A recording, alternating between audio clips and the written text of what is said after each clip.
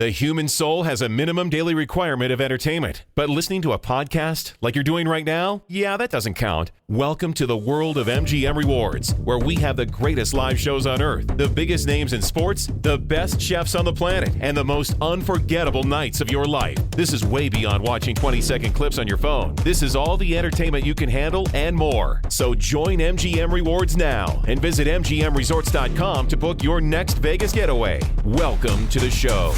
It is Ryan here, and I have a question for you. What do you do when you win?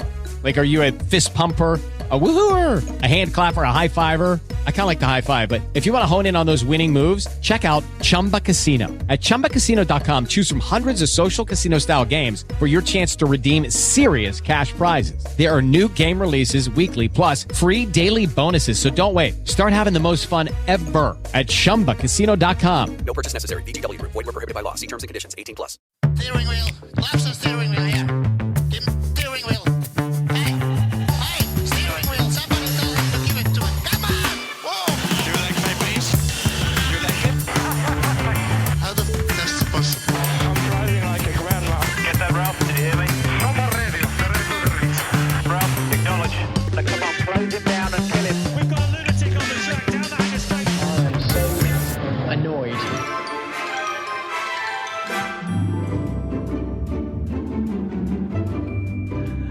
Hello and welcome back to the Parc Fermé, inside the Parc Fermé for podcast number 732. This is Todd. No, Todd, not now. AK Negative Camber. You know I've asked you here. You must convince the villagers that I'm harmless. That's exactly what I need you to do. Tonight, for your kind consideration, we've got some news to share. That's exactly what we're going to do on an off-race weekend, which of course means my co-host is here. You know her. Oh yeah, you love her. She's in our nation's capital on the right coast of America, nestled in our nation's capital, doing all kinds of like math stuff and statistician stuff. Who knows what she does?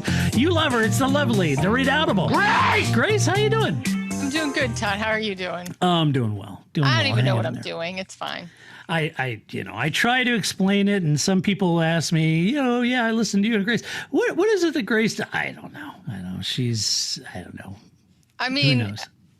I don't know. I mean, it's more mysterious if nobody knows, but it's really not. I think so. Not really that mysterious, but that's all right. I just tell people you're holding court at Davos, Yeah. Yeah, that's it. Yeah. I don't get paid like that's what I'm doing, though. Right. Check into that. So, Grace, did you have the opportunity to watch the Spanish Grand Prix from Barcelona last week? I did, and I just want to put a shout out to my friend Hillary, who's recently started watching Formula One racing because her kids watch Formula One racing. Oh, because kids, right? And so it was. So I texted her before, like the race is on at 9:00, or like I give her a heads up either Saturday or Sunday, like when the race is gonna be on, and then like a few laps in, I go, oh, make sure you watch this one because usually they TiVo it and watch it later, right? Yeah. And because they have kids and they're out doing life stuff as opposed to me who at 9:00 is just like in the house watching. Formula One racing. But so I tell her, oh, Portugal, that's, it's usually a pretty good track. It's usually a pretty good race. You should be prepared to watch that one live. And we're like 5 laps. And I'm like, never mind. I kid. It'll be good for a nap aid. Like, you don't need to watch it. So then we get to Catalunya and I'm like, don't watch it. I'll let you know if you need to watch it. And she's like, but you told me last week. I was like, well, yeah, but I'm telling you, Catalunya. So I don't know. I feel like that's where you guys really earn the extra zeros is in the, especially a back-to-back like that, man. It's back-to-back. If you need somebody to inject some excitement into an otherwise pedestrian race, you call on Paul Charsley, really. See, he's a professional because he knows how to, like, stretch the best Spanish Grand Prix we could have expected into something that is a meaningful podcast. I know. If you're, you ask, you ask for miracles, I give you PAUL. That's right. That guy, he's a professional. But I was just like, wow, these are going to be 2 rough podcasts where you have to like figure out how to go. Yeah. Well, and thanks to Turkey now, we've got a new triple header with France and 2 Austrian Grand Prix. Right. Yeah. I was just great. Paul's going to like rinse and repeat, He'll just play the same podcast twice and just renumber it. Yeah, right. We'll renumber it. 737, 738. Right. You know, just Whatever. keep going. It's Austria twice.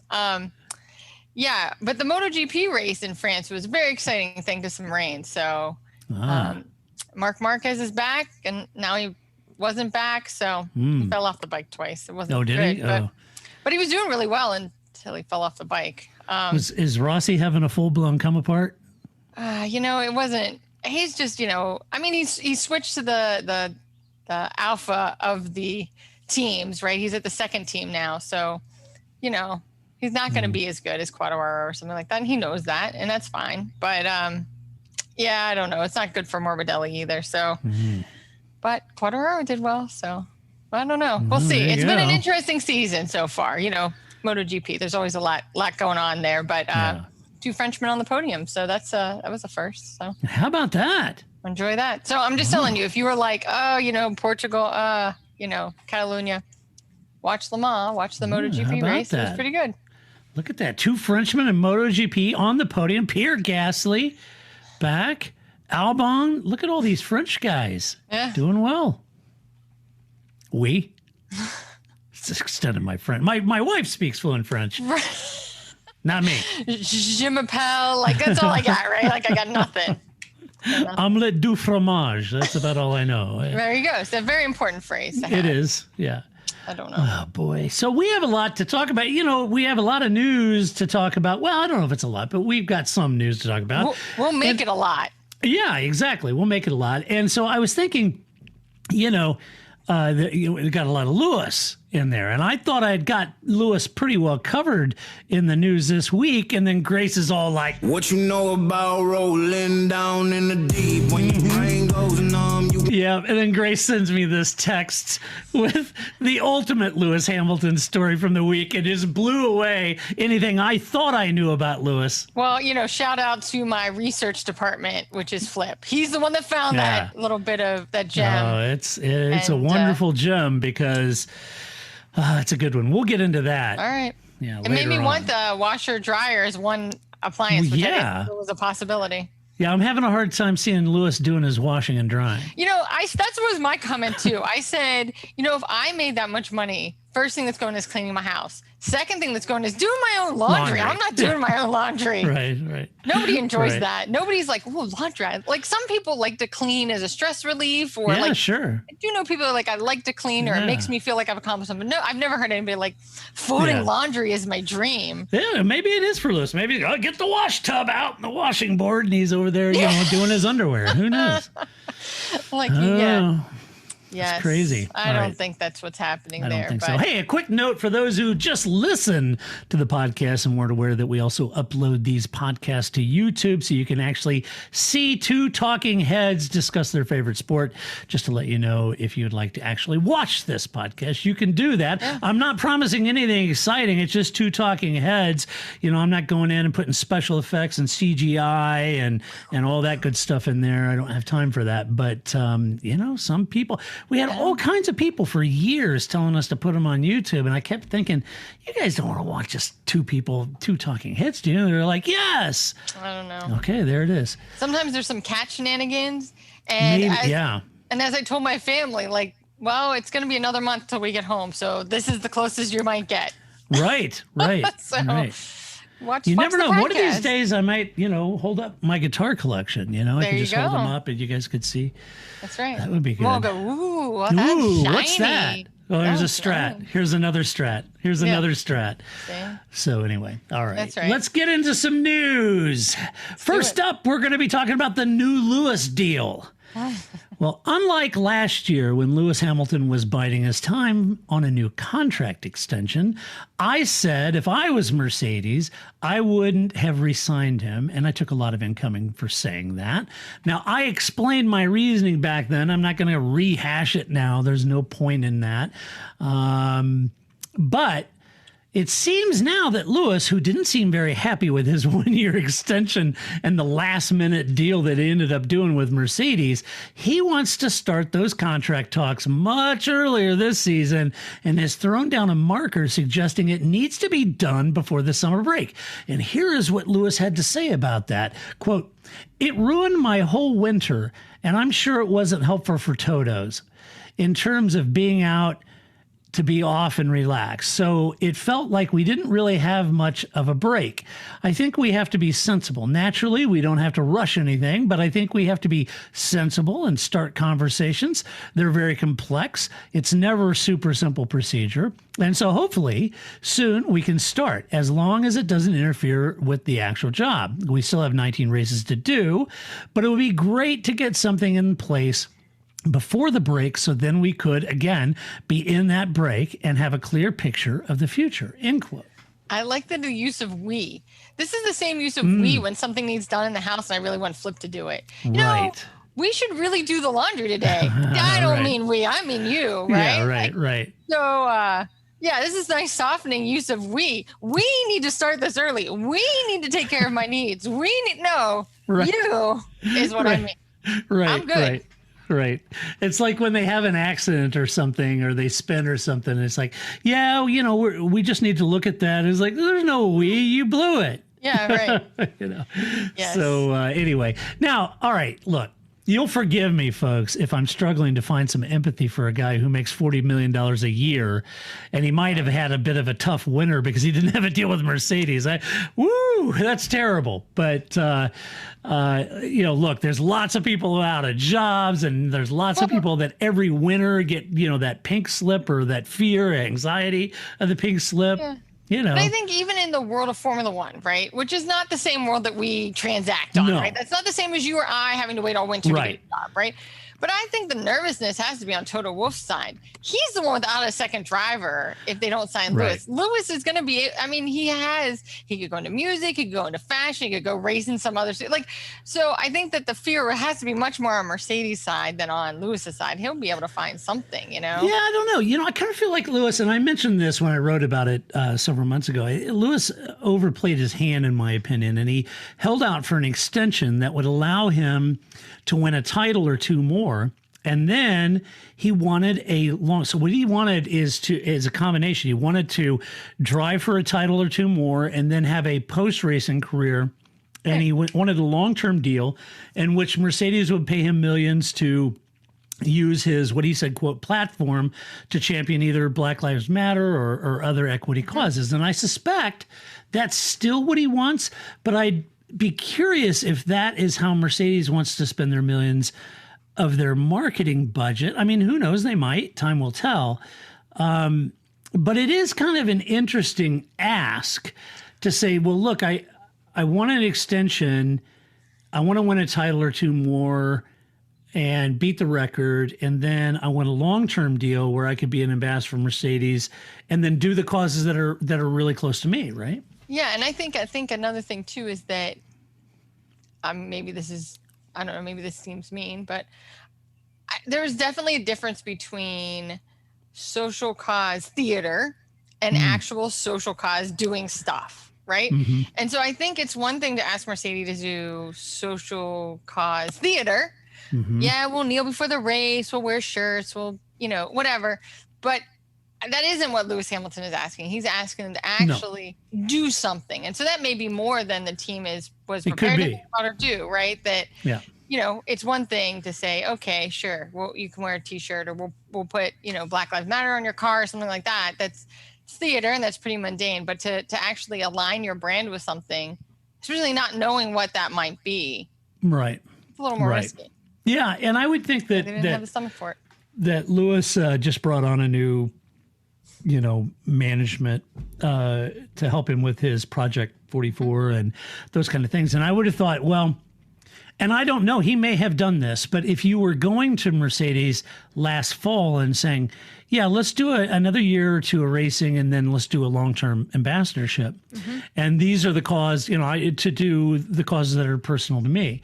I would think that Mercedes, okay, but what's the business plan? What is that cause? And what's the ROI? And what's the how many MQLs are we going to get out of this? And those kind of things. That's right. And I would think all of that would come into play. And I don't know if Lewis had all that, but now he's got a new management company. Maybe they will. I don't know. Right. And I just thought, gosh, at 60,000 feet, if Lewis wants to impact the equity of the sport, he should have filled out a job application for Chase's job, but that went to Stefano, right? He could possibly, though, run for FIA president since Jean Totte's tenure is up at the end of this year. Well, that would be fun. Well, that would be fun, wouldn't it? You have Lewis down at the FIA. Scooting around. Yeah, championing his causes and mobility and all the road safety and all that other stuff. So anyway, I'm thinking, to try to impact the entirety of a sport within the confines of a single team, that seems to be very difficult. Whereas impacting the entirety of a sport, whether you're in the head of the regulatory body or in Formula One itself, seems to be a little more achievable, but I don't know. I'm not sure. I will say this, though. I do think that the performance of George Russell and Lewis's car last year sent a shockwave of just how dominant that car is and how perceivably, I might add, easy it seems to be to drive, as George nearly won that race. If it wasn't for some odd pit stop issues and completely uncharacteristic errors from a team. I don't know where the gun is. Yeah. Especially if you just consider what they just pulled off in Spain. Yeah. I'm sorry, I'm not buying that. Nobody buys it. I don't think anybody. I'm not buying it. It was sort of like, which end does the gun go onto the wheel? I don't know. Yeah, no, I'm not buying it. If I was George, I wouldn't be buying it either. I don't think he was, but I had that race win. That was done. You didn't want me to win Lewis's car. That's right. So anyway, again, if I'm Mercedes, I wouldn't sign up for a multi-year, multi-million-dollar social justice role because they have a fiduciary responsibility to their shareholders to be good stewards of the company's resources. Again, maybe they do feel that Lewis's brand and messaging will sell more cars. I don't know. Time will tell. But they didn't take the bait last year. I'd be a little surprised if they do in 2021. So I'm very curious about how all this will play out, considering that there are strong rumors that Mercedes may be making a play for Max Verstappen in 22. And we know they have George in the wings, and that would be a pretty mighty lineup. I think that's why Lewis is pressing hard for a new deal if those rumors are true, right? So he doesn't want to leave it to the last minute like he did before. He wants a long-term deal. He's got a new management company. They may be approaching for, a big deal to cut. But again, if I'm Toto, I don't have to do a long-term contract with branding and message and all this stuff, post-race career and all that. If I could get Max, who wants a winning car and wants to win titles, and Red Bull hasn't given it to him yet, that's incentive. So if I could get Max and move George over, sign me up. And somewhere Ocon's just sad. Yes, Ocon would be sad, but that would be sad to be sad. Because I'm just saying. George proved himself in that car. Oh, I agree. I'm not saying pick Ocon over George Russell. Do not get me wrong. I'd pick George Russell too. I'm just saying Ocon's like, what about me? Yeah, well, he doesn't. Your guy. He doesn't have Mr. Robson over at Williams singing his praises in the press like he did this week when he said, "Yeah, I pretty much see the same earmarks in George Russell as I did when I was with McLaren helping Lewis when he came into the sport." Nicely done. There's something completely otherworldly about George. Yeah. He's just got this je ne sais quoi, if you will. I said I didn't speak French. I really don't. There you go. Well, that was very good. But I think, okay, so I have two things. First is the launch. Number one, the launch. No, go ahead. Speaking French, so I watched the IndyCar race over the weekend that Romain Grosjean won. Oh, yes. First I of forgot all- to mention that. He's A prodigious talent. He's a prodigious talent. First of all, multiple people called him Romaine. Romaine. He's not lettuce. He's French. Like I'm sure in French, Romain Grosjean isn't right either, right? I get it, but Romaine is not right. He's not lettuce. He's not lettuce. It reminds me of the early days of Paul Page. Yes, right. It's Joanne Pablo. Well, so then I was telling Flip about that because we used to joke about, right, Joanne Pablo. Well, now they have Romaine. I'm like, Romaine. So I'm like, I really want him to wear a shirt, which he won't because he's a professional, unlike me, and isn't a smart ass like me. But I really want him to shirt that say I'm French, not lettuce, right? Right. Romaine. That is not how you say his name. What do they call it? Romaine Grosjean? I don't, I was just like, and then, there's like 4 or 5 announcers or whatever, and they all say it differently, which I thought was funny too. Like, one of these is right. It's Romaine. Somebody during the course of this race, and it's not as if IndyCar doesn't have other, names that require a non-English pronunciation to them or whatever. You know what I mean? Like, it's not like he's the first foreigner. Well, they got Sebastian Bourdais. Come on. I don't know. That takes a modicum of French sensibility to even say his name. That's right. Seabass. Why don't you just ask Sebastian how you say his name? Yeah. Right? I just thought it was really funny to me that they kept calling him Romaine. I'm like, not lettuce. That is absolutely wrong. But anyway, so right on. Watch the. I think I actually watched the highlights of the race. I didn't watch the whole race, but right on. Romain Grosjean, good job. Romain Grosjean. He does have cookbooks though, so maybe he is lettuce. I don't know. My second point is I'm going to assume. I mean, your kids are the same age as my nieces, and so they used to watch this cartoon called Max and Ruby. And every time somebody talks about Max and Lewis, that's the song I hear in my head. Max and Lewis and Max. Like, it's Max and Ruby all over again. Every time. And they keep talking about Max and Lewis, and I'm just waiting for somebody to splice those two things together because I think they were rabbits. It was a cute cartoon, but, Ruby was the older sister who always, pushed Max around, as older siblings often do. But Max and Lewis. There you go. Max and Lewis. So those are my 2 random thoughts at this moment, but I did want to mention. I think those added a lot of color to this current story we're talking about. It's occasionally insightful. That's right. Well, hey, if you listened and you were thinking, no, wait a minute. What is she going to say about Lewis? And, Roman did well at Indy. Yes, he was on pole and he came in second in Indy.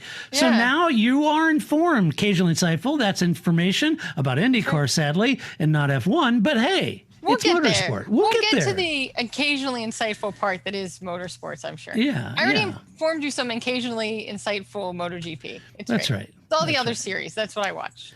So let's see if Lewis gets his contract by summer break. Yeah, all right.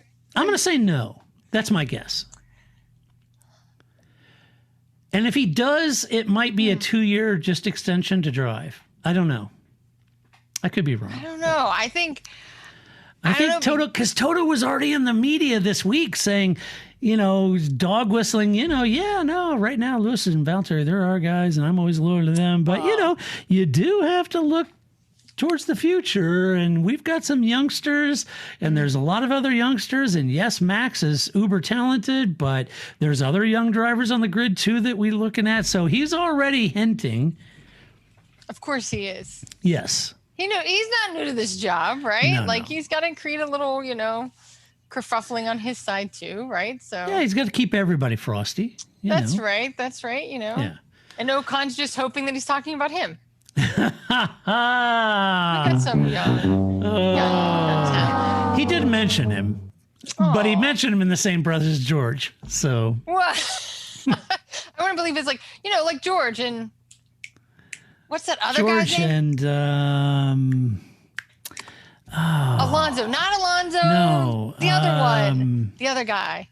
The human soul has a minimum daily requirement of entertainment, but listening to a podcast like you're doing right now, yeah, that doesn't count. Welcome to the world of MGM Rewards, where we have the greatest live shows on earth, the biggest names in sports, the best chefs on the planet, and the most unforgettable nights of your life. This is way beyond watching 20-second clips on your phone. This is all the entertainment you can handle and more. So join MGM Rewards now and visit MGMResorts.com to book your next Vegas getaway. Welcome to the show. Hello, it is Ryan, and I was on a flight the other day playing one of my favorite social spin slot games on ChumbaCasino.com. I looked over at the person sitting next to me, and you know what they were doing? They were also playing Chumba Casino. Coincidence? I think not. Everybody's loving having fun with it. Chumba Casino is home to hundreds of casino-style games that you can play for free anytime, anywhere, even at 30,000 feet. So sign up now at ChumbaCasino.com to claim your free welcome bonus. That's ChumbaCasino.com and live the Chumba life. No purchase necessary. VGW. Void where prohibited by law. See terms and conditions. 18+. Ocon. Yeah, Ocon. That's it. Yeah. Yes. All right. So next story I want to cover. So I have a question for all of you out there. Are you tired of aching back? No. Are you tired of hearing about track limits yet? No, because they haven't fixed it yet. When they fix it, then they won't have to talk about it anymore. Now will we? It's like the season where all we talked about all season long was tires, you know, and how, oh my gosh, you just, stop. It's all we talked about, tires all damn season long. And now Pirelli have gotten a little more conservative and a little more durable tire, and we don't talk about tires. So we have to find some other pressing thing that can get everybody spun up and create instant drama every single weekend, and it's track limits. That's what keeps us from criticizing the FIA for something they actually should be criticized for, right? Yes. Also, so I did learn that, you know, I had mentioned why not just use the sensors. Well, apparently they are not sensitive enough to actually use tax limits, right? But you know what is, and this is going to be my new idea, those things you put on buildings to keep pigeons from landing on your buildings, right? Yeah. The little, we'll see. Yeah, you go wide, you cut a tire. Right. At 100 and some odd miles an hour. Whatever, it's totally safe. That's what we got the gravel for. It's fine. That's what we got Halo for. It's totally safe. You're fine. I heard that it's okay for you to blow a tire. And just are you against safety? We have the Halo. Right. Come on. You're fine, people. Come on, man. I don't know. Of course it's a big deal. It is a big deal. It drives me nuts. Now we're talking about track limits every single weekend. I can tell you that Red Bull and Max are tired of it because Max Verstappen lost out on a race win, a pole position, and a fastest lap over track limit violations in the opening 4 races. Right. But this just in. Oh, wait. Breaking news. This just in. Ferrari's Chuck Leclerc. Leclerc, yes. Chuck Leclerc. I like that, Chuck Leclerc. He says that's like when they had the American Stig that was just a fat guy, right? Like Chuck Leclerc. Yeah, this Chuck is Leclerc. That's his Chuck American Stig. I like it's the American version of Charles Leclerc. It's Chuck Leclerc. Mm-hmm. It's like Romaine. Romaine. Yeah. You know, we're Yankees. We can't pronounce those European names. Do here. It's That's Romaine and Chuck Leclerc. Yeah. So Chuck says he'd prefer the curbs, but in the end, he wants it simple and consistent. Here's what Chuck said. Quote, personally, I'd like the curb to be the track limit because we can actually feel the vibrations of the curb. With the white line, we are so low in the cars, it's very difficult to judge whether you are 2 centimeters off the white line or on the white line. So I like to have the curbs, but I just think that whatever is in place should be consistent. And I think this we all agree between the drivers that we just want something to be consistent and the same for everywhere. So then whether it's a white line or the curbs or whatever, I don't really mind, to be honest, end quote. So before you're about to make the very valid point you're going to make, I'm going to make a jackass point first, which is, are you new to Formula One? You want simple and consistent. No. I mean, considering like the rules involving this are like, they're crazy. It's just like, because it just is like this wide berth so that they can say whatever they want, which is often how sports rules are. But I was just really, you and me both, chuckle a chair. I love something that's simple and consistent. That is all I've wanted out of the sport for the last 20 years. And guess what? It never happened. That's exactly what I was going to say, Claire. Or shit. Grace. Charles Leclerc. Claire. What's your name, lady? Who knows? No, that's exactly what I was going to say. What Charles Leclerc just said, Grace, is that what he just said is basically what all the fans are saying. Just pick something. Just we don't pick care something. anymore. I don't care. Put a bollard at this point. That's I don't care. Just do it consistently and make it easy to understand. Let's not. Well, turn 4, you got track limits, but on these turns it's okay to go wide, and then on this one is okay. But wait a minute. In qualifying, no, it's not good. But the race, it's good. No, wait a minute. No, it's not good in the race. That's during the race, right? So that's what he's saying. Yeah, and I agree. So MotoGP, there was a couple, they had to do, Jack Miller had to do like 2 longest laps, right, as a penalty. There was like no drama. They were just like, oh yeah, he'll do 2 longest laps, right? And so there's like an extra little road that he has to go out around. In Formula One, literally, Crafty would have talked about this because we would have had to wait 20 minutes for them to like flash it up there and then make a decision. And what are we going to do? And then we would have had 20 minutes where we talked about, does he know? Is he going to do? It was like no drama mama. Like it was just like, oh, Jack Miller's got to do a longest lap for whatever reason that I now can't remember. And he just did it and we moved on as if this was like part of the process and not a big deal. Done deal. It's a great point, Claire. I mean, Grace. Yeah. So no problem, Darren. Darren. In fairness, look, the circuit design has to accommodate multiple racing series, as Grace just mentioned, and many of those elements are focused on MotoGP. So safety is kind of paramount when you're going 100 and some odd miles an hour on 2 little thin wheels, right? Or tires. So like this. Yeah, like this. So that is a big deal. I get that. Where you might just say, hey, just put gravel or grass behind the curb and no one will go out there. And that's true, but that doesn't really work for MotoGP because you get people hurt doing that. However, that's kind of what Carlos Sainz was saying was grass or gravel. But Carlos said this, quote, I think the FIA and everyone is realizing that the direction that these modern tracks are following is probably not the ideal one for track limits. In the end, it's making their life very, very difficult. So yeah, respecting the safety standards, for me, the best solution would be put down gravel or grass after the exit curves. Then we wouldn't have a discussion about white lines or curbs. In case of the tarmac, I agree with Charles that I prefer curbs to the white line because we can't see them. Now, that makes sense to me.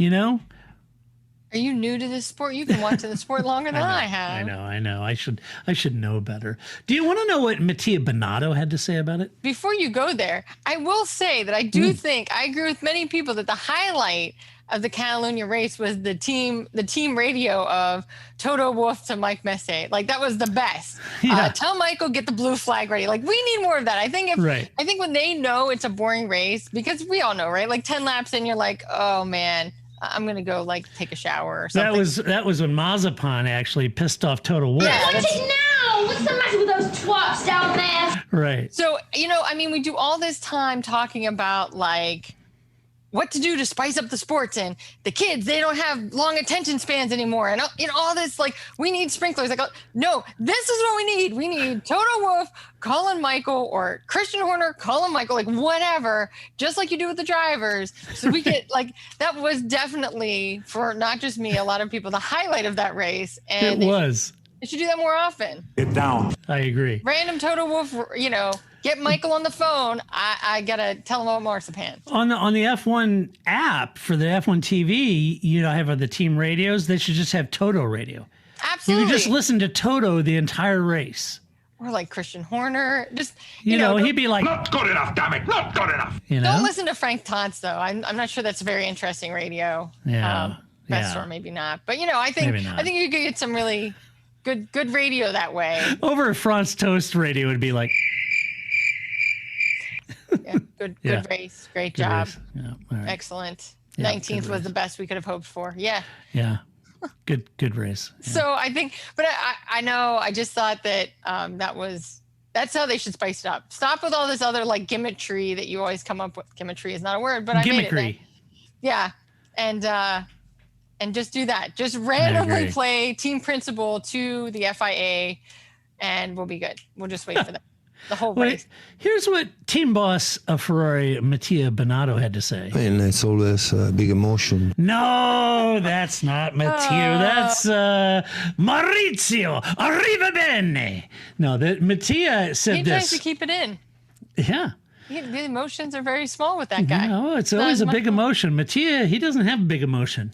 No. No. He said, quote, simpler solution for fans to understand, believing that decisions impacting the race were never good for the show. This is, I think this is Autosport where I got this. It's about having something which is simple and has an immediate effect, is what he actually said. Right. Whatever it is, you take advantage of whatever the case may be. So keep it simple from my side. I see other simple solutions that would be the best. Now, I agree with him on this because I'm tired of track limit discussions, and we need to just define a simple solution and be consistent. If using more curb is gaining an advantage, well, that's fine because everyone can gain an advantage there. You know, Monaco's got it figured out. Jersey barriers. That's Armco. You know, like you're fine. Yeah. Yeah, put up a bunch of Armco around there. The MotoGP people would lose their minds. That's right. Jersey barrier solves everything. It's fine. Yeah. We know where the line is. Yeah. MotoGP would like, timeout. We're not putting all that up around. I mean, but they're removable, right? You can just put them up. Yeah, they are. Yeah. With Jersey barriers, you're right. With Jersey barriers, you could do it. There's just a little machine that drives by and picks them up and moves them, Yeah, it's like right? a little forklift. It just comes and picks them up and, they haul them off. And we would totally know. But, yeah, right? It'd make every race a street course or a road course or a street circuit. Yes. It'd be like Valencia 23 times a year. Right, without the bridge. Without the moat bridge thing. Right. That was a great race. Please bring back Valencia for more races. That was a favorite. You thought Catalunya was boring. Woo. Yeah. It was always exactly. great. But yeah, I think at the end of the day, especially now, just pick something, stick with it. You could use, clothing, have that like ink thing in it. Like if you try to take off expensive clothing, the ink is supposedly, I don't know that I've ever experienced it, but that's what the tag says will happen. Nice disclaimer there. I don't know. You know how when you steal clothes and you take that thing off and it blows up with ink and it gets on your hands and you try to get it off with Rust-Oleum and it doesn't come off, and then you have your, it sounds like you speak from experience, Grace. But that's what they should do. They should just put like Tide Pods along the end, and then we would know because it would explode and we would know. Like paintball. We could put like a balloon type stuff with powdered color, like at the color festivals. Yes, and then if they go wide, they hit one, it blows up, and then blue powder sprays everywhere. Could you imagine? And then the drivers who are going to have babies, they can have gender reveals on corners, and it would be wonderful. Bottas is having a girl. Like, yeah. I think that it would make the Haas cars look great by the end of the race, right? Like, yeah, I just think, right, let's go all the way. I like this, like the color races, and just then you would know, and which turn, because you could color code the turns. Oh, turn 7. We knew it. Yeah, turn 7. You got red powder on your tires and car. You went off. Nice try, Lewis. We got it. All right, next up, we're going to talk about something that we all are concerned about, and that's bendy wings. I love it when Christian Horner gets Christian Hornered. Well, he's not the only one, and I'll tell you why here in a minute. Remember the days of the Ferrari flexi floors? Remember that? Yes. How I missed the flexi floor debacle and the drama that started, and the FIA. Not good enough, damn it! Not good enough. Those are heady days back then. Well, remember the front wing deflection drama? You remember that? And they had the test, and it can only deflect. And yeah, well, they're back. We have a brand new controversy, as Paul might say. It's called the bendy wing. That's right. Due to some teams, and I'm looking at you, Red Bull, are using rear wings that bend quite a lot under full aero load. They sure do. Yeah. Did you see the video some enterprising young fan Yes. put together with Mercedes with the line over it, and then you see the Red Bull dip down under the line? Yeah, it's like, yeah, that was great. Woo, woo, woo. Yeah, you're not fooling anybody there. Nice try, though. That was great. It seems the FIA will introduce new load tests on F1 rear wings from the France Grand Prix onwards to reduce the team's gaining advantages by using aeroelasticity. Yeah, I know. That sounds so nice. It does, doesn't it? I need some more aeroelasticity in my life. I do too. You know, I've got a serious lack of aeroelasticity. Yeah, right? I've even got the hairdo for it, but I still can't get the aeroelasticity. Maybe I can get some of that by summer break. You know who had good aeroelasticity this past weekend? That would be Paul Charsley in the number 23 Aston Martin team, who finished fourth in Ohio. Yes, absolutely. Good on him. Good on him. He gets the aeroelasticity award. Congratulations. Yeah. Well, Paul was built for speed, so that's true. Yeah, there you go. To be fair, the FIA believe a number of teams have devised ways to pass current load pullback tests, but Red Bull were the main target of some enterprising fans who made videos of the wings compressing under load. Regardless, Red Bull's Helmut Marko helmet says the change won't impact. I just had somebody email me. Why do you say his name frontwards and backwards? It's like that old Rankin and Bass. Yes. You remember it? Meister Burger? Come on, man. It's nice, and it fits perfectly. It fits perfectly. Yeah, so that's why we say it. So anyway, he says it won't impact them as they haven't done anything outside of the regulations and that this change won't be a big hit to their performance. He said, quote, "The wing has passed the load test." Nothing here to see, kids. We're done. This is Hat Tip Motorsport. Why don't y'all come to my COVID camp? We're doing great. Yep, that's right. He says that is crucial. Now, there are new criteria that have different guidelines with regards to load. It's often the case when new regulations come and teams discover gray areas, but it's not just Red Bull being targeted. It affects other teams as well, end quote. Dun, dun, dun. You know, I wonder... Who, AlphaTauri? Yeah. I just think, now we know what Toto Wolff's burner count is on Twitter, right? Right. And, it's like a young driver, Fernando Alonso, those enterprising youths on the tickety talk, right? Like, well, we know what Toto Wolff's using as his burner count. Now we know. There you go. I like it. He says, so Marco says that Alpine and Alfa Romeo also have bendy wings and that this isn't anything new as they had to change their front wing several times during their title winning years. So he was saying when we were winning all the championships, we always had to change our front wings and they were always trying to, and that was the wing deflection I mentioned earlier. Yes. The front wing deflection. But one could go back before that helmet to the Ferrari flexi floor. I just think, I don't know, for a long time there, everything was gate, crash gate, spy gate. Yeah. There's no bendy wing gate. No, it should be bendy gate. It should be bendy wing gate. I agree. No, I think you're right. Bendy gate. This sounds like Gumby's involved. Yeah. Bendy gate. Bendy gate. I don't know. Like perfect opportunity. You missed. I like that. It passed the load test. We're good. Nothing here to see here. Oh, it passed the load test, so we're good. Oh, you have some new regulations. All right, well, we'll have to manufacture according to the new ones that came in. It's not like the existing ones we are flouting. It's just that you're coming out with new ones that will have to readdress it. Okay. Yeah. All right. Well played, Helmet. Well played. Brilliant. Yeah. Toto Wolff. Yes. That was pretty good. So there was a little kerfuffle going on the interwebs. It was Mass hysteria. You recall, for those of you that watched the Sky Sports F1 broadcast of the Spanish Grand Prix, they had one Jenson Button, and he was on the team broadcasting. And he offered up this. During the broadcast, he was talking about Max and Lewis, and he was really focused on Max.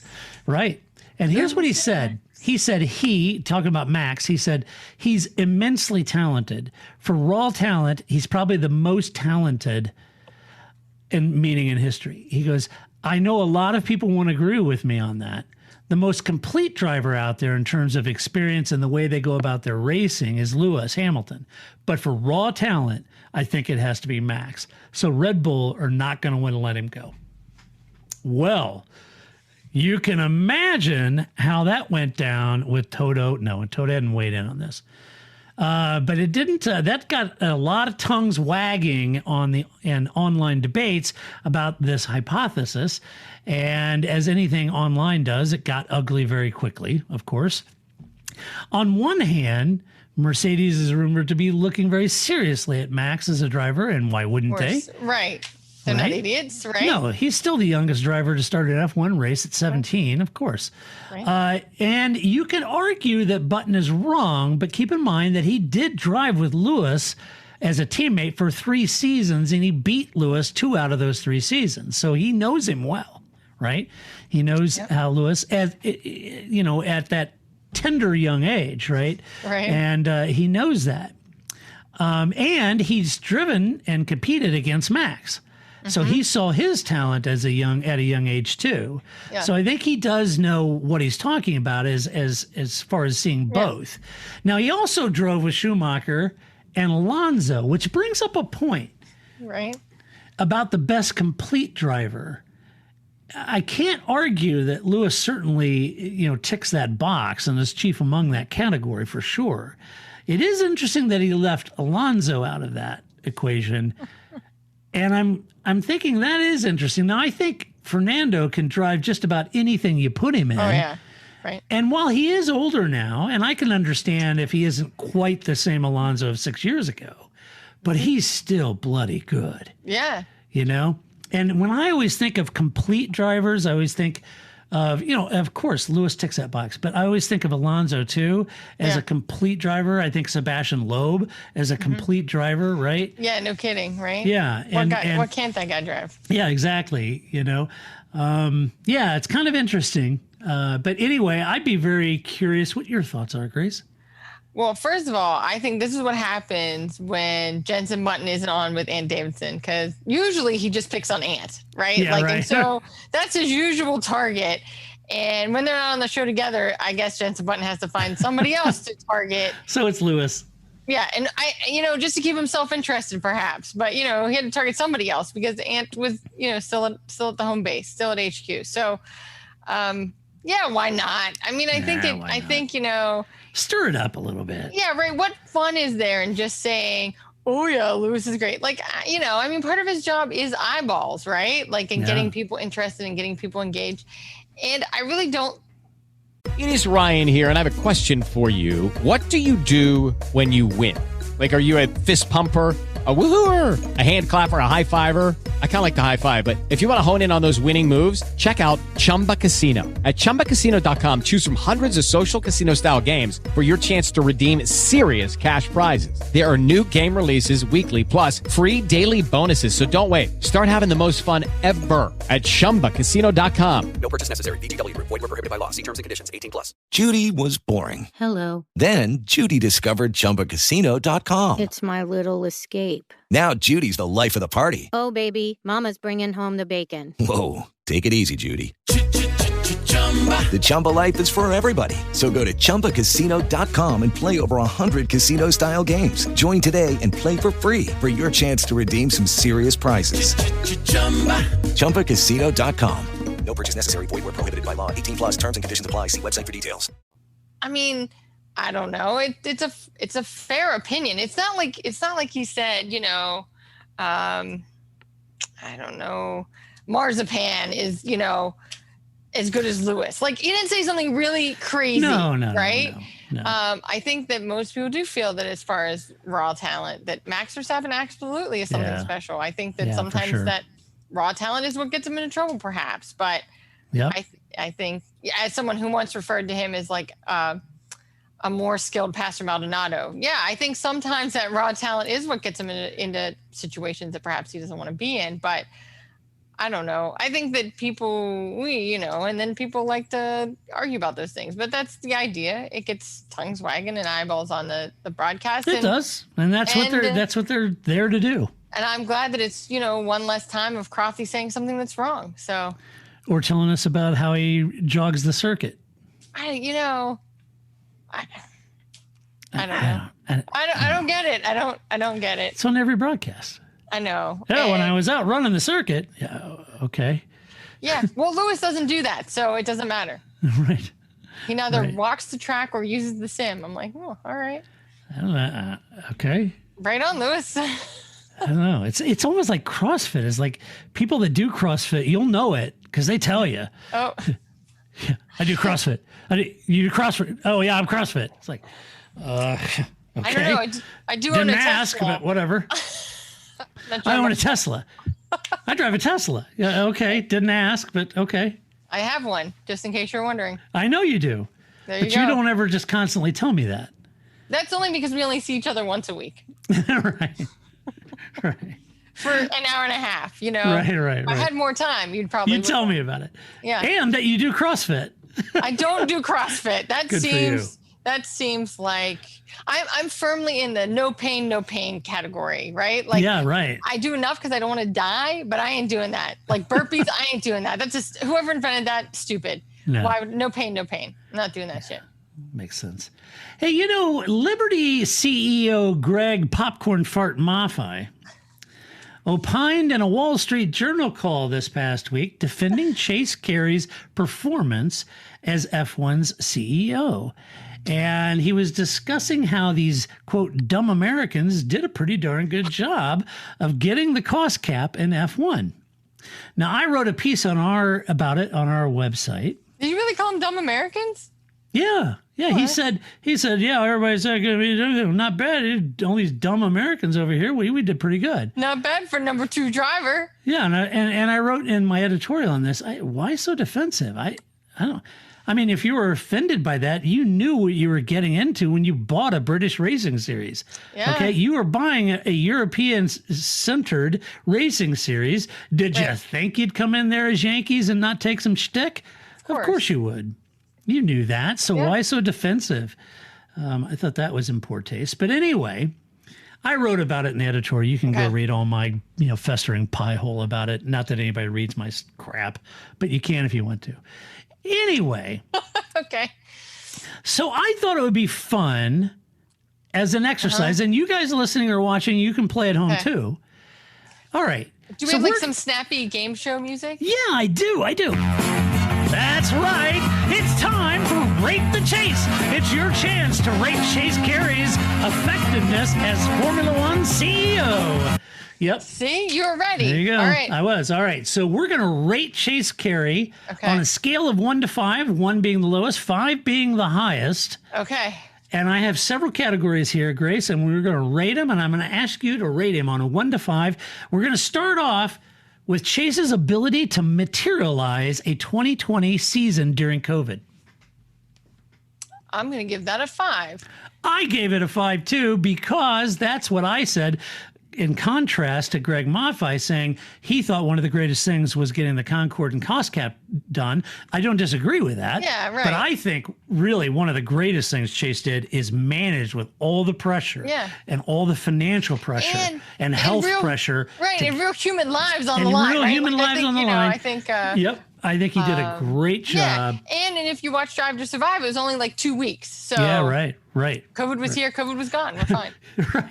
right. Yeah, skip a bit, brother. Yeah, 5.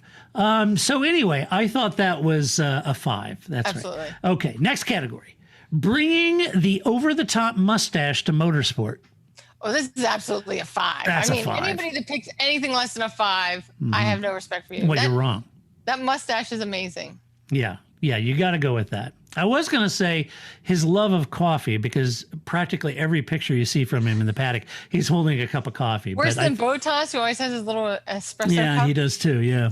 No, Chase had he's got a grande. Nothing less than a grande, usually a venti. He is an American. Yes. Yeah, he is an American. He loves his coffee, so good for Chase. So, all right, that was a 5. All right, next category. Managing to keep the Hermspringer prong collar on Sean Bratches. I think you get a 5 for sure. For stringing that sentence together, you get a 5. Hey, all you people out there that have dogs, you'll know what I'm talking about, a Hermspringer prong collar. That's pretty good, yes. And that's about what it took to keep Sean Bratches under the porch. Let's face it. All right. I'm going to give it a 4, but you get a 5. I'm going to give it a 4, 3.5 to 4, because Sean, well, you know, he's a fast-shitting dog, and he's a hard dog to keep under the porch. So, you know, he did his best, but in the end, they had to part company. Right. All right. Next up, his ability to keep Toto Wolff happy. Get down. That's a tall order. Yeah, that's tough, especially when you're Toto. You know, when Toto Wolff walks, the earth shakes, and sometimes people fall down, Grace. Mostly Jean Todt. Because he's the closest. He's the closest. Jean Todt's got that low center of gravity, man. You know what he has? Aeroelasticity is what Jean Todt has. Oh my gosh. He's crazy with it. Whatever race that was where they were in the paddock together, like that was the tallest person and the shortest person together. They were like Arnold Schwarzenegger and Danny DeVito. It was great. I mean, Toto Wolff seems pretty happy. So he was elated. I'll give that a 5. Yeah, I give that a 5 too. He did a good job there. I think he kind of felt like as long as Toto's happy, the fear of this battle station will keep the locals in line. Yeah. Yes. I think. Yeah. Yeah, you like my Mercedes star? Yeah, I was keeping the theme going. You know, it was very good. Again, you also get a 5. Yeah, there you go. Let's see, his ability to set long-term vision for Formula One. Oh, did he do that? Well, Greg Maffei feels like he totally did. I'm thinking that's a 3, because if that was the case, he would have chucked the DRS and all the constructs and really come up. And it took him way too long to get to a new regulation engine solution. And I think the things that you and I, as people who watch the sport and pay attention, it's a 3. Yes. I could see that other people would see it as a 5. Yes. I could see that maybe the teams, the expenditures, the cost cap, the finances, the prize money payout. I could see where the people involved, the stakeholders in Formula One would see it as a 5. I think as a fans looking on the outside, we don't see all that. Possibly we're thinking 3 or 4, right? Yeah. I give or at least I am, right? I agree. I give him a 3, but I could see that other people. Yes. I think that's a brilliant point. Yes. All right. 5 for me. What? I get a 5. That was a brilliant point. Yeah, it was a 5 for you. Yeah, sorry. I was slow on the uptake there. It's okay. I know, that was terrible. I know, it's late. It's okay. That was You're not fine.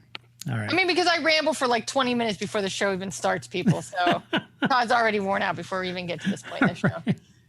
All right. Next up, ability to stuff Jean Todt under the porch and seize control of the technical direction of the sport.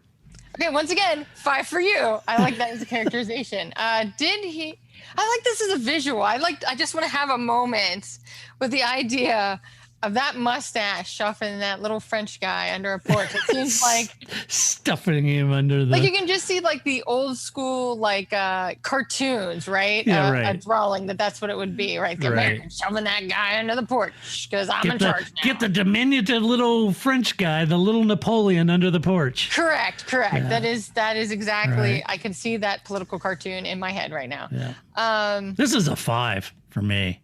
Yeah, and you know why? Because he got Ross. Life moves pretty fast.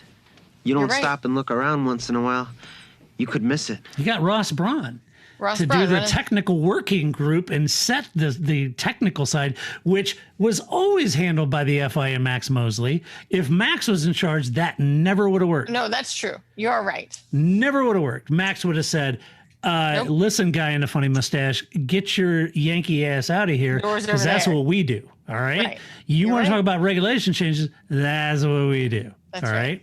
That's right. So that never would have worked. 5. All right. Next up, ability to bring more races to the U.S. Really? Yeah, 0. Can we give less than 1? Yeah, that's a 1. Okay. And don't tell me, folks, about Miami Gardens. That doesn't work, folks, because that just happened post, right? He tried to get that done a year ago, and it didn't happen. It still hasn't actually happened yet. It still hasn't happened yet. And if it does, you're going to chalk that one up to the brilliant, unique negotiating stylings of one Stefano Domenicali. Yeah. I mean, Chris Christie is still waiting for the New Jersey Grand Prix, so we'll see how that goes. Right. Chris Christie waiting for the Jesus Christ. Oh my gosh, that's funny. All right. Let's see. Next category, ability to launch an over-the-top pay TV service that was awesome and worth the $99 All right, a I'm year. giving you the full Ted Kravitz, like not just the head, the full body, like what the... No, 0. Negative. Oh, man. Where is Jessica Hyde? Where is the OTT TV service? Yes. 0. I know.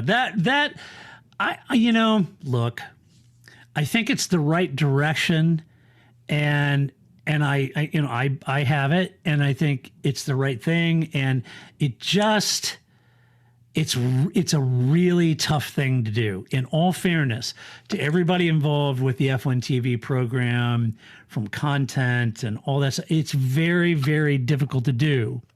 And especially now that we get the Sky coverage just like they do in the UK,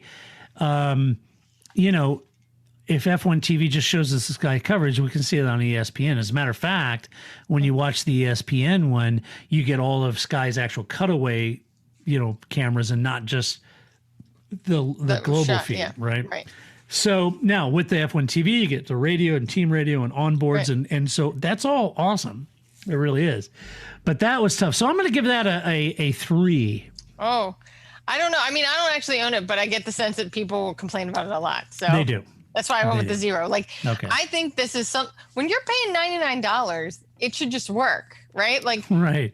I feel like, that's, I don't know. It doesn't have to, you should have extras. I mean, I'm all for like the extra radios, all that kind of, all the extra coverage Right. you were talking about, especially if you already get Sky Sport. But then you have to deliver. And I just don't get the sense that it's ever really delivered that $99 worth. Right. So, Then finally, the final one we're going to rate is the ability to get rid of Bernie Ecclestone without it feeling like he was beating up an old man. Hey, what happened? oh, Bernie. Poor Bernie.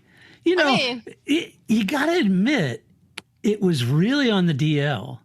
I mean, they just kind of opened the back gate and let him out, and then didn't renew his pass, and he couldn't check back in, and it was just like he was gone. That's right. He just like vaporized. It was just like he walked out one day and it was like, and he was gone. And this is a guy that ruled the sport for decades with an iron fist, and then just like magic, he's gone. He's Kaiser Sose. That was exactly. So that was impressive. I'm gonna give that a 5. All right, I'll give you that. I'll give you 5. Because nobody knew how they were gonna get Ecclestone dislodged. Like he was on F1 like a blood tick, Yeah. I mean, I don't want to wish ill on anybody. I'm just saying I assume he'd be like the crypt keeper. Like he would just be there forever. Right.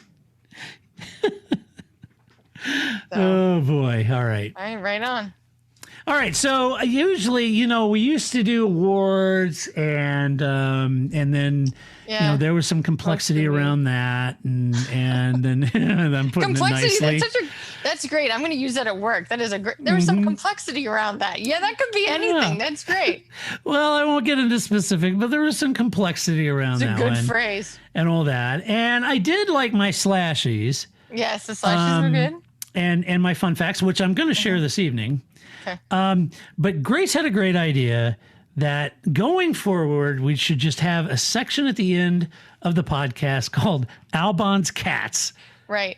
Now, Grace, explain why it's Albon's Cats. So you remember from, I think, the last time I was on that podcast, they had, I went to look for the tweet, but I don't know, tweets aren't very easy to search. So I couldn't find it because I really would like to give this person credit. Whoever said it, but somebody had made the point that some people know who won the Italian Grand Prix in 1978, and some people know the names of Albon's cats. And I'm one of those people that knows the name of Albon's cats. And as we learned, Paul Charsley is the other kind of person, because whatever race I made up in the example 3 weeks ago, he went, oh, yeah, that was James Hunt. See, I'm not that person. I'm the person that knows the name of Albon's cats. So I think that we will always have space on this show for some extraneous stuff. Like marzipan sunglasses, which are straight off of Roman Grosjean. Like we didn't miss a beat at all in the sunglasses world. And then Lewis Hamilton has to like up the sunglasses game even more. So we're always going to have these sort of like fashiony things or random things that quotes. Yeah, that happen that we're going to want to carry, but they don't kind of fit in the news. So I thought having a section called Albon's Cats in honor of that tweet that I now can't find, because there are many things that aren't like, factual race stuff, but should be brought up, like the name of Albon's cats. But you've got to be kind of an anorak in F1 to sort of like know some of this stuff, right? Well, I think you still need to know the name of Albon's cats too. I mean, you're still an anorak. It's just the kind of knowledge that you retain, right? Right. I am not the kind of guy that knows that, like, Right. Oh, that was James Hunt. Oh, okay. Yeah, well, see, Paul does. But Jim's like this. This week's Jim for Albon's cat section. And I do have to come up with some opening music for Albon's cats. I don't know. Yeah, we'll have to, Yeah.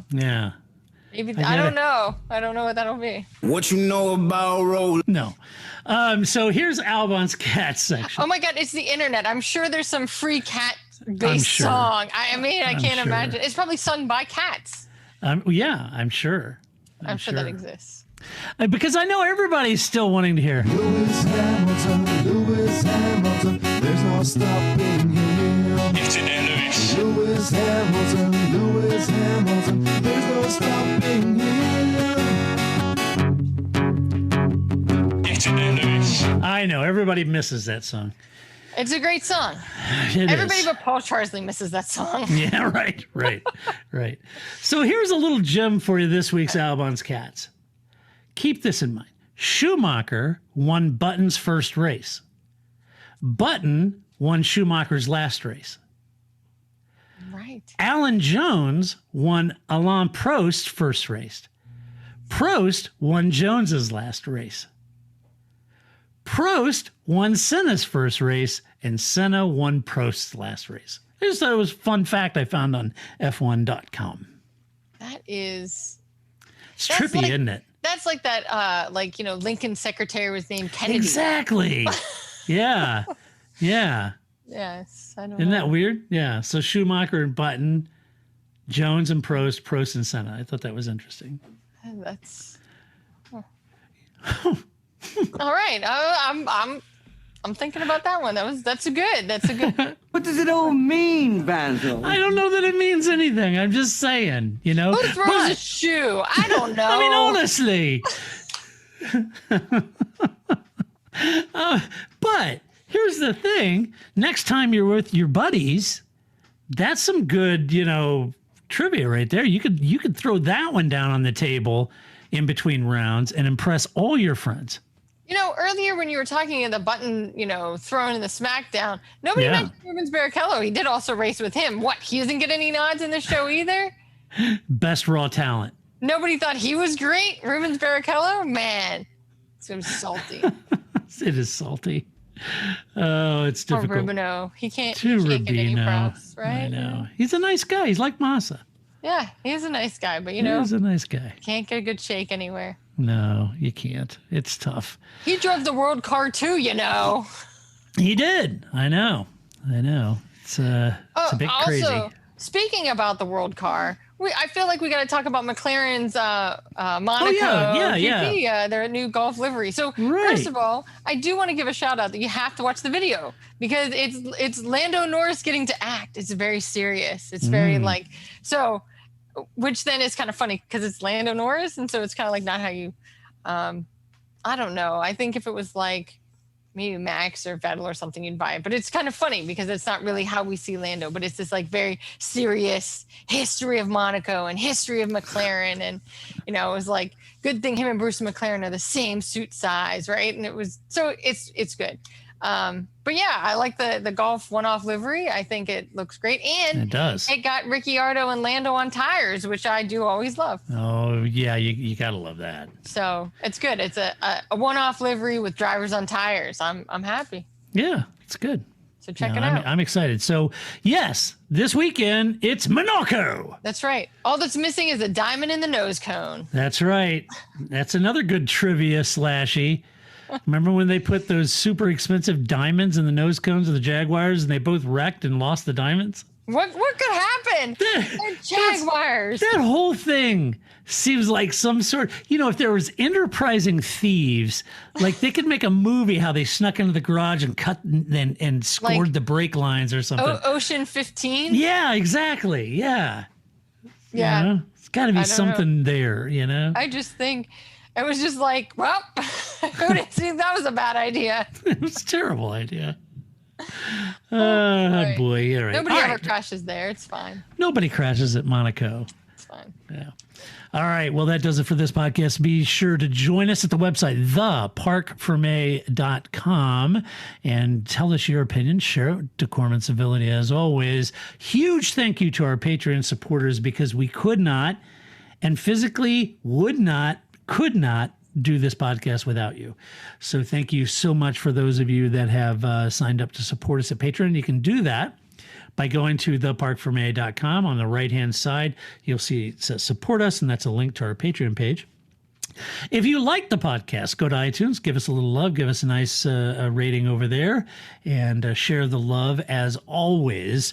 And we will be back next week, of course, to talk about what Paul would call the Monaco Grand Prix. And we should have fun doing that because Paul and I love Monaco. Everyone else hates it. Oh, it's pedestrian. It sucks. There's no pass. I love Monaco. No, love everything about it. If Monaco was anywhere but Monaco, we'd all hate it. We'd all hate it. And that's fair. Yeah. But it's not. It's in Monaco. So we all love it. It's right. fine. Anywhere where Kimi Räikkönen can get mad and then hang out on a yacht, who's not here for that? Yeah, he can park the car and just walk onto his yacht. I'm done. It's awesome. So anyway, we'll be back next week to talk about that and much more. Until that time, this is Todd, a.k.a. Negative Camper, saying so long, Grace. See you in 2 weeks. That's it, man. Game over, man. Game over. It's not what I feel I've got to prove at all. I don't really want to prove anything. I started as an amateur with no idea or no intention of becoming world champion. I was curious to find out what it was like to drive a car fast, to drive on a certain circuit, to drive a certain type of car.